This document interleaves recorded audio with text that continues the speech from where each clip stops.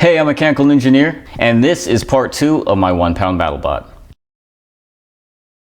So as I previously said, this is part 2 on how to build a 1-pound Battlebot. And if you haven't already seen part 1, I highly suggest you go back and watch that one first, because today's video will be starting right where last week's video ended. So let's go ahead and jump right into it. With the main body of the robot now complete, it is time to switch our attention to the front shield / flipper weapon. The idea behind this is I'll take some metal plating and plate the two front sides, having the metal wrap around the corners. I'll then take another piece of metal and cut a small narrow flipper to fit in between the two side plates, mount my lifting servo to the top of the robot, and then attach my lifter and the servo together. So to begin, I'm going to cut two small pieces out of the slotted plate that I picked up at Lowe's to act as the armor for the front sides. Like these. Now I'm going to bend the last 1/4 inch or so of the metal at a 45-degree angle so it'll wrap around the robot. We'll then place them on the sides and screw them in place. Now it's time to mount the lifting servo. And for this, I'm using a high torque metal geared servo. This is a pretty powerful servo, so I should not have any difficulty lifting other bots. However, with that power, it does come with a bit of a drawback. It weighs about 40 or 50 grams, but I think it'll be worth it. There will be a link in the description below for the servo I'm using. However, be warned, the servo is actually a 90-degree servo that I personally modified to be 180. So now I'm going to go ahead and mount this to where the servo's lifting arm is towards the center of the robot, like that. And how I'm going to mount this, as you can see, I have blocks on each side of the servo, so I'm going to drill into those blocks to hold the servo in place, and then I'm going to drill up from the bottom of the lid to hold the blocks in place. Like that. Oh, and by the way, my robot's name is Talon. Now we're going to want to drill a small to medium-sized hole right behind the servo, just large enough to fit our cable into.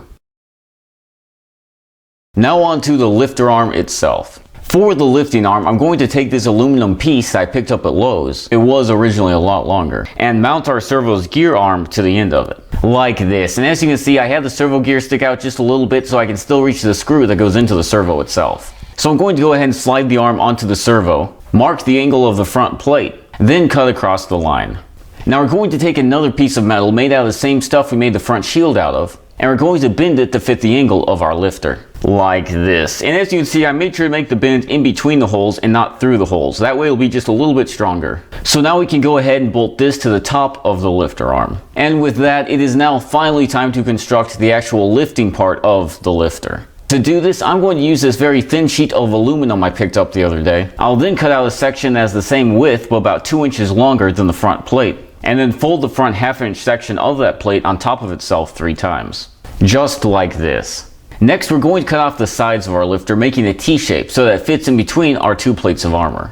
We'll then slip it on underneath the already existing arm, and then bolt it together. And with that, the lifter is now complete.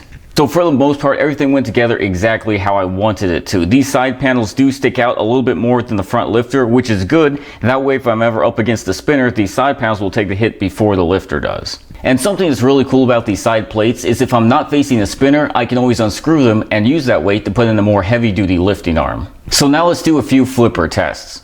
First off, here's a box of nails, which is about 30 grams over a pound.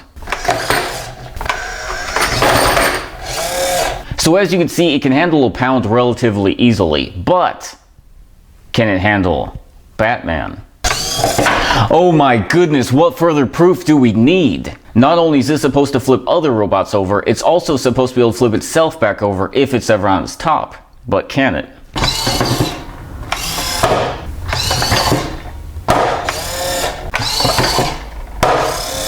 So as you can see, it can flip itself back over, but flipping itself back over will become a lot easier once I add in all the rest of the parts. Because all the parts will be attached to the bottom of the robot. So once the robot reaches a certain point, right about here, the weight of the parts should do all the rest of the work. And I'm probably going to do a little bit of adjusting to the lifter to make sure all the edges match up perfectly. But all things being considered, I'm very happy with how the lifter turned out.